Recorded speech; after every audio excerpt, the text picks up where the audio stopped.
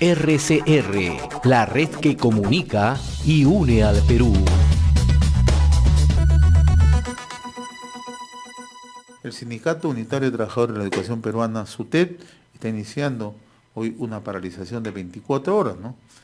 Y es que la medida de fuerza se circunscribe a una plataforma que va desde el incremento salarial, exigir un mejoramiento en la infraestructura, una pensión para los jubilados y un mayor presupuesto al sector educación, ¿no? Para compartir justamente estas exigencias, estos puntos que contiene la plataforma del SUTEP, está con nosotros el profesor Juan Paco Acasiete, el secretario nacional de Comunicaciones del Comité Ejecutivo Nacional del SUTEP. Profesor Paco, qué gusto saludarlo, gracias por estar acá. Buenos días, saludar a la ciudadanía en general y bueno, especialmente a nuestros padres, a nuestros alumnos y a nuestros colegas maestros y maestras y auxiliares de educación que el día de hoy a nivel nacional están acatando esta paralización convocada por el SUTEP. Ahora, yo mencioné algunos puntos de la plataforma exigente que ustedes están planteando, ¿no?, al Ministerio de Educación, ¿no? En el tema, por ejemplo, de un mayor presupuesto, ¿cuál es la demanda que plantea el SUTEP en estos momentos? Bueno, nosotros planteamos que el presupuesto debería incrementarse al 6%. No lo decimos porque simplemente se nos ocurrió, sino porque si vamos un poco haciendo historia, en el año 2002 se firmó el acuerdo nacional por todos los partidos políticos y uno de los acuerdos importantes fue que cada año se debería aumentar el 0.25%. Han pasado 17 años. Si se hubiese aplicado esa fórmula del 0.25%, ahorita estaríamos hablando que el presupuesto estaría bordeando el 6.5%. Y de acuerdo a las cifras que tenemos actualmente, este año hemos tenido un presupuesto de 3.8, que es el más bajo en, digamos, América del Sur, ¿no? Porque si comparamos con Chile, que tiene 4.2, si comparamos con Ecuador, que tiene 5.2, y si lo comparamos más aún con Bolivia, que es un país que, digamos, ha demostrado un desarrollo importante en estos últimos tiempos, está bordeando el 8%. Y si lo comparamos, por ejemplo, con Cuba, que es uno de los modelos, digamos, en Latinoamérica, Cuba invierte el 12% de su PBI para el sector de educación. Entonces consideramos que es justo porque el aumento de este presupuesto no solamente soluciona problemas de sueldos, salarios, sino soluciona problemas que el mismo Ministerio de Educación ha reconocido, ¿no? El deterioro, por ejemplo, de la infraestructura, donde existe un déficit de 100.000 millones de soles, ¿no? El problema de escuelas que están deterioradas y que deben ser derrumbadas, cerca de 20.000 escuelas deben ser demolidas porque no brindan las garantías del caso para que los estudiantes puedan, digamos, estar en esas aulas. El problema, por ejemplo, de la anemia, que es un 40%, el problema de la alimentación escolar, que, digamos, está repercutiendo sobre todo en los alumnos que tienen jornada escolar completa, donde se les ha alargado, digamos, la jornada laboral, las horas de estudio a los alumnos específicamente, y no tienen un soporte alimentario que pueda solucionar este problema que tienen nuestros niños de diferentes lugares del país, ¿no? Entonces son múltiples las razones por las cuales nosotros fundamentamos que es necesario que este presupuesto sea mucho mayor. Ahora, hace 2 días la ministra Flor Pablo volvió a ratificar que el gobierno está cumpliendo con las promesas, ¿no? El incremento de 200 soles anuales, ¿no? Y que se va a ejecutar en un solo tramo. Desde el punto de vista del SUTEP, esto es insuficiente, el gobierno no está cumpliendo con los ofrecimientos. ¿Qué es realmente lo que están exigiendo ustedes en estos momentos? Bueno, nosotros, como hemos dicho, desde abril hemos empezado un diálogo que creemos, como ha dicho el compañero Lucio, que depende de 2 voluntades. Nosotros le hemos planteado que para solucionar el problema no solamente del magisterio, de los trabajadores que estamos en el sector de educación, sino para solucionar también el problema que existen en nuestras aulas, ¿no? Miremos si en las escuelas de la zona urbana existen problemas, miremos en el interior de nuestro país. Nosotros hemos tenido la oportunidad de recorrer varios lugares del país y vemos con sorpresa cómo existe realmente un abandono del Ministerio de Educación, sobre todo en las zonas rurales, donde existen, por ejemplo, aulas prefabricadas, aulas en malas condiciones, aulas que no tienen agua, luz ni desagüe, aulas que no tienen, por ejemplo, lo que tanto se habla ahora, por ejemplo, las nuevas tecnologías, ¿no? Como por ejemplo una computadora, una laptop o algunos lugares donde se ha implementado que no pueden utilizarlas porque no cuentan con el servicio de internet. Entonces, son muchas las deficiencias y si ahondamos mucho más, por ejemplo, existen deficiencias también incluso en el material que llega, los libros, por ejemplo, que le hemos hecho saber, por ejemplo, en la comisión, por ejemplo, que ha habido de la revisión de los textos, por ejemplo, una de las conclusiones a las cuales se ha llegado es que, por ejemplo, estos libros deben cumplir con las características de cada región.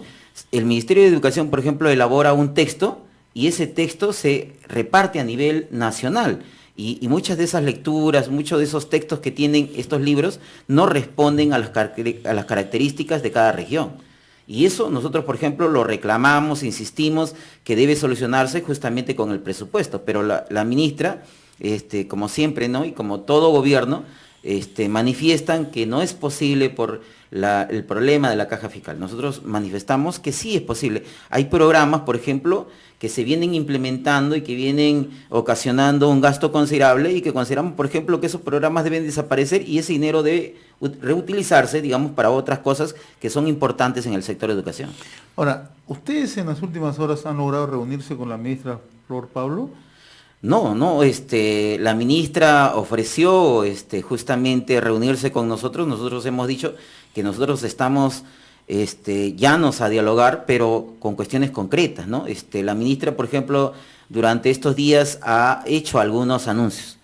Nosotros lo que le pedimos es que eso se concretice, porque una cosa es decirlo, digamos, a través de un medio de comunicación, pero no muestra ni siquiera, digamos, un decreto supremo, una resolución donde se concretice lo que está ofreciendo para el magisterio. Nosotros le decimos, reiteramos, que por ejemplo respecto al aumento, que ella ha anunciado que lo va a hacer en un solo tramo, pero ha hablado del primer semestre. O sea, no puntualiza desde cuándo. Nosotros decimos que el presupuesto se ejecuta a inicios de enero, por lo tanto el aumento debe ser a partir del 1 de enero. Pero sin embargo ella habla del primer semestre. Cuando habla del primer semestre, nosotros lo podemos entender que puede darse en junio, julio. Entonces no hay una fecha concreta que la ministra establezca para ese aumento que ella viene anunciando. Ahora, el otro tema que usted mencionaba me parece gravitante, el tema del mejoramiento de la infraestructura, ¿no? Hemos conversado en varias oportunidades con el profesor Lucio Castro, el secretario general del SUTET, y él explica, en efecto, hay un déficit de 100.000 millones de soles a nivel nacional, ¿no? En el presupuesto planteado, porque también a inicio de la semana el gobierno dio a conocer el presupuesto general de la República, entre ellos el sector de educación, ¿cuánto contempla para el tema de infraestructura? Bueno, hay un monto, ¿no? Que ha sido planteado por la ministra, pero reiteramos que es insuficiente. Si ha aumentado prácticamente un punto porcentual, digamos, está en el presupuesto y digamos, lo que respecta a infraestructura, son cerca de, creo, 3.000 millones de soles que está asignando, que no soluciona, reiteramos, de 3.000 a 100.000 millones, que es el déficit, que son cifras del propio Ministerio de Educación, creemos que no soluciona el problema ni siquiera digamos, del 25% de las instituciones educativas que existen a nivel nacional. Entonces, ¿de qué estamos hablando? ¿No? Estamos hablando, o nosotros estamos exigiendo situaciones concretas, que se debe por lo menos establecer metas, ¿no? De aquí al 2021, ¿a cuánto se va a llegar, digamos, para cerrar esa brecha importante en este rubro, ¿no? Ahora, hemos también recogido opiniones de distintos dirigentes del SUTET, ¿no? Y ustedes ratifican que si el gobierno no acoge sus pedidos, sus demandas, ustedes están evaluando la posibilidad de un paro indefinido, ¿esto es así? Bueno, eso dependerá, nosotros reiteramos que eso dependerá de la voluntad política. Nosotros estamos ahora no llevando a cabo una huelga, sino, como hemos dicho, un paro preventivo, porque justamente consideramos que es importante la educación y no queremos perjudicar a nuestros niños, ¿no? Estamos en un paro preventivo, esperemos que esto sirva de reflexión al gobierno para que se siente a la mesa y realmente se establezcan metas concretas de hasta cuándo se van a solucionar los problemas, porque recordemos, existe por ejemplo un documento que es el Proyecto Educativo Nacional que ya ha sido evaluado y sobre el cual se viene trabajando al 2036, y cuál es digamos, el balance que arroja el Consejo Nacional de Educación respecto justamente a este tema, que no se ha cumplido porque ahí también se hablaba del 6% del PBI y no se está cumpliendo esa meta y no se va a cumplir. Así como vamos, si aumentamos el 0.25 el próximo año, que sería 2020 y 2021, 0.25, estamos hablando de ¿cuánto? Estamos hablando de 0.5%, ni siquiera el 1%, o sea, no estaríamos llegando ni siquiera al 5% del PBI para educación. Bueno, el otro tema que ustedes siempre lo han planteado es el tema de la deuda social. ¿A cuánto asciende la deuda social al SUTE en este momento? Según la ministra, declaraciones de la propia ministra ha dicho que la deuda asciende a cerca de 4.000 millones de soles. ¿Y qué están planteando ustedes para encontrar una salida? Bueno, nosotros lo que estamos planteando es que en algún momento hemos planteado al Congreso que se creara un fondo para que este fondo sirviera para ir pagando, digamos, esta deuda que es cuantiosa, que tenemos que decir a la población que es una deuda que se tiene desde el año 91. Desde el año 91 hasta el 2012, el gobierno ha dejado de pagar este rubro y hay muchos maestros que tienen deudas que ascienden desde 30.000 soles hasta 120.000 soles. ¿Cómo puede ser posible que un Estado le haya sustraído al maestro, porque en otras palabras diríamos que ha ocurrido eso, le ha sustraído ese dinero, el poco dinero que gana, le ha sustraído durante cerca de 21 años y ahora no le paga? Ha tenido que ir a una sentencia judicial, o sea, los maestros, cerca de 100.000 maestros, tienen sentencia judicial y el juez le ordena al Ministerio de Educación que se le tiene que pagar esa deuda. Y sin embargo, el gobierno hace oídos sordos y solamente, digamos, asigna una cantidad que no, digamos, logra satisfacer las justas demandas del magisterio. Solamente está asignando 200 millones de soles para, digamos, 100.000 sentencias judiciales que si la multiplicamos solamente por 50, ¿cuánto sería? Ahora, ¿qué es lo que plantean de manera concreta? Que se cree un fondo y de manera gradual se vaya incrementando el pago. Claro, que se incremente el presupuesto. Por ejemplo, nosotros hemos dicho que una cuestión concreta sería que no sean 200 millones, sino sean 500 millones y que progresivamente este fondo vaya aumentando, ¿no?